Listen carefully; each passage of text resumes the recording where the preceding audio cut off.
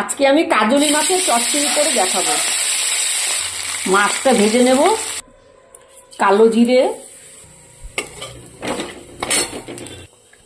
পেঁয়াজ কলি, বেগুন, আলু দিয়ে দিলাম। একটু নাড়িয়ে নিয়ে এবার কাঁচা লঙ্কা চেরা, টমেটো কুচি, স্বাদ মতো নুন, হলুদ। এবার একটু নাড়িয়ে নিই।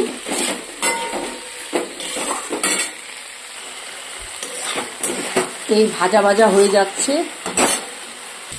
এবার মাছগুলো দিয়ে দিলাম, একটু নাড়িয়ে নিই।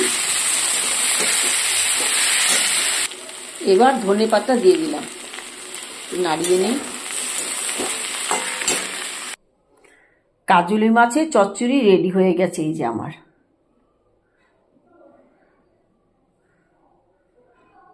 Bye bye.